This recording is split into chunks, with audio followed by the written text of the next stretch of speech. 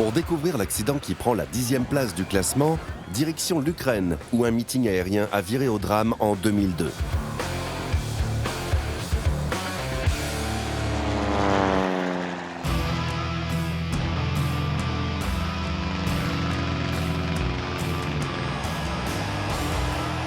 Depuis plusieurs décennies, les meetings aériens font partie des manifestations les plus populaires.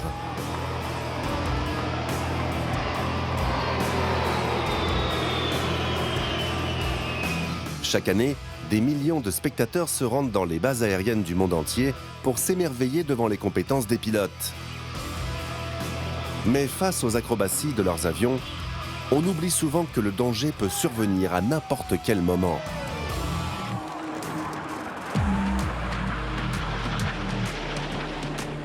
Le samedi 27 juillet 2002, plus de 10 000 personnes se sont rassemblées pour le meeting aérien annuel de Skhinliv, près de Lviv, dans l'ouest de l'Ukraine. L'une des attractions les plus attendues est celle de 2 pilotes de l'armée ukrainienne à bord d'un Sukhoi Su-27.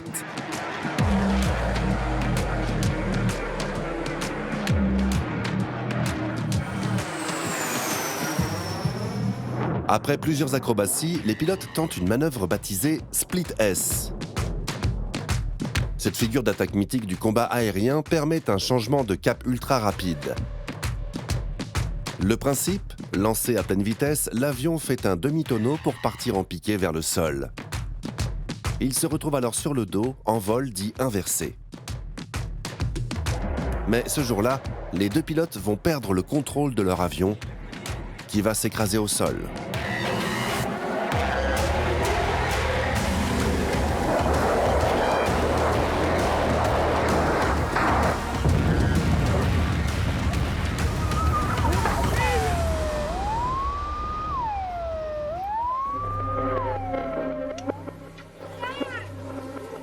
Les pilotes auront le temps de s'éjecter juste avant que leur avion de 17 tonnes s'écrase sur le tarmac à plus de 160 km/h. Le Sukhoi va d'abord heurter plusieurs avions qui sont au sol avant qu'explose son réservoir de kérosène. Les spectateurs qui étaient sur sa trajectoire vont être fauchés. D'autres seront percutés par des débris de l'explosion. Le carnage a été total.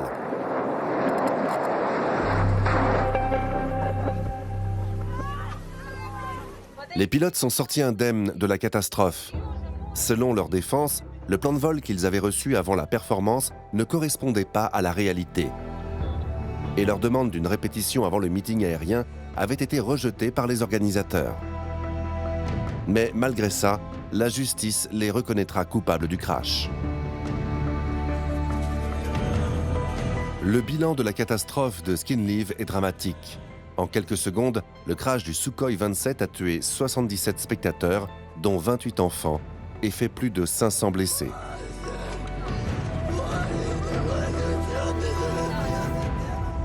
Il s'agit de l'accident de meeting aérien le plus meurtrier de l'histoire.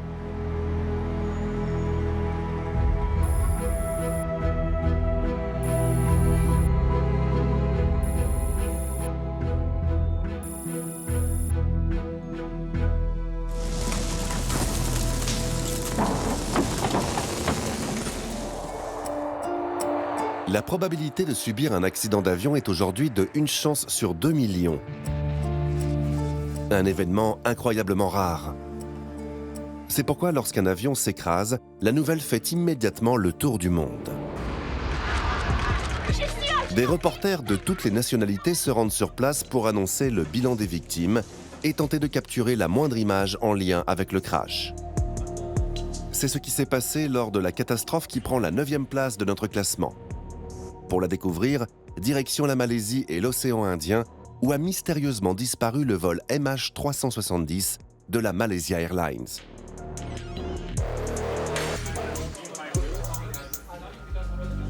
Nous sommes le 8 mars 2014. Un Boeing 777 décolle de Kuala Lumpur, capitale de la Malaisie. À son bord, 239 personnes. Destination Pékin. Mais très vite, quelque chose tourne mal. Moins d'1 heure après le décollage, le contact radio est perdu. L'avion semble voler de manière erratique à une vitesse de 800 km/h dans la direction opposée à celle de son plan de vol initial. Son signal disparaît des écrans radars qui surveillent les vols commerciaux. 1 heure plus tard, il disparaît également des radars militaires. Il ne réapparaîtra plus jamais.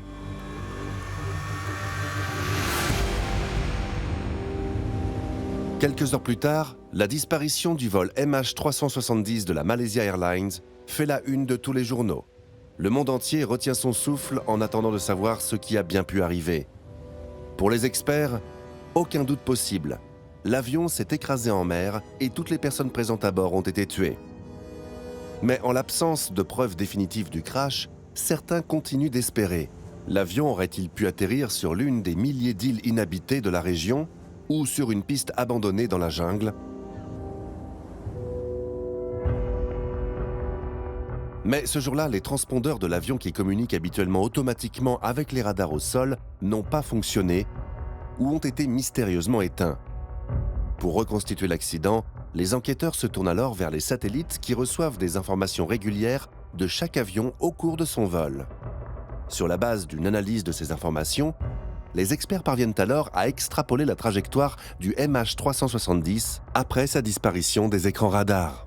L'avion aurait ainsi viré vers le sud. Il aurait ensuite maintenu son cap pendant 6 heures avant d'épuiser toutes ses ressources de carburant et de s'écraser en pleine mer.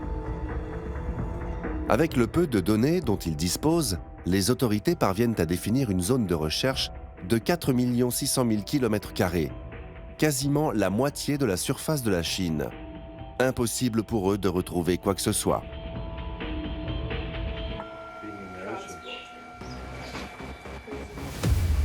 Un an après la disparition du vol, une partie de l'aile s'échoue sur le rivage de l'île de la Réunion, à plus de 3000 km de distance de la zone de recherche.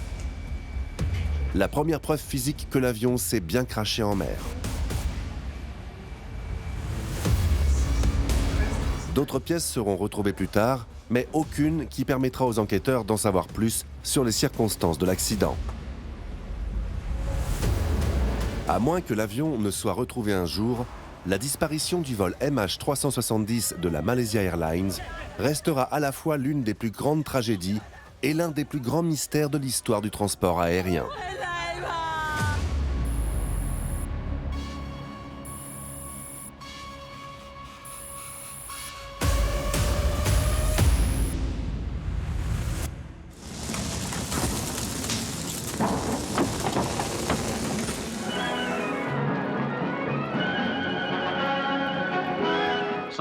Certains disent qu'il n'aurait jamais dû être construit, mais on ne peut qu'admirer l'exploit qui va être réalisé aujourd'hui. Si ce vol est un succès, il faudra ensuite prouver que les avions supersoniques peuvent être rentables pour voyager dans le monde entier.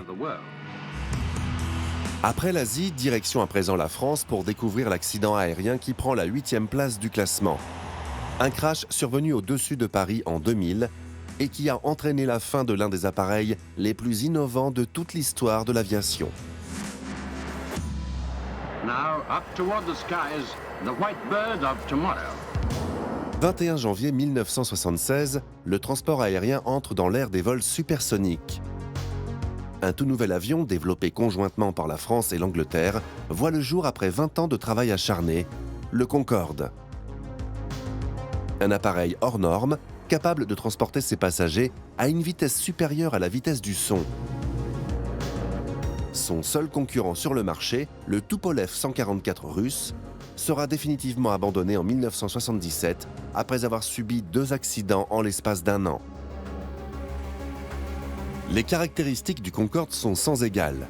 Le Boeing 747, lancé en 1969, vole à 11 500 mètres d'altitude et met un peu plus de 7 heures pour relier Londres à New York.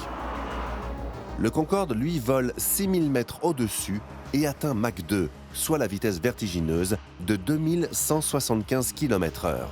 Avec le Concorde, la durée d'un vol transatlantique descend à peine 3 heures et demie. Une merveille d'ingénierie qui, à l'époque, fait la fierté de toute l'Europe. Pendant plus de 20 ans, le Concorde va rester à la pointe de la technologie aéronautique, transportant des dizaines de milliers de passagers.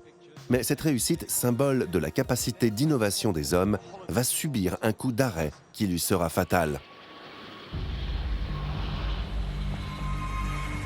Nous sommes le 25 juillet 2000. Le vol Air France 4590 quitte l'aéroport Charles de Gaulle à Paris, direction New York. Mais alors que l'appareil accélère sur la piste de décollage, il heurte une minuscule bande de métal perdue par le DC-10 du vol 55 de la Continental Airlines qui vient de quitter le sol parisien quelques minutes auparavant. L'un des énormes pneus du Concorde explose et des débris s'engouffrent directement dans le réservoir de carburant placé sous l'aile de l'avion. Déjà lancé à trop grande vitesse, l'avion ne peut pas couper les gaz et les pilotes sont obligés de continuer la procédure de décollage. Mais alors que l'avion vient juste de quitter le sol, les flammes ont déjà gagné la queue de l'appareil. Les pilotes coupent immédiatement les moteurs gauches qui ont pris feu, mais les moteurs droits ne sont pas assez puissants pour que l'avion continue à prendre de l'altitude. Moins de 2 minutes après le décollage, l'avion décroche, s'incline vers la gauche et s'écrase sur un hôtel situé à 8 km de la piste de décollage.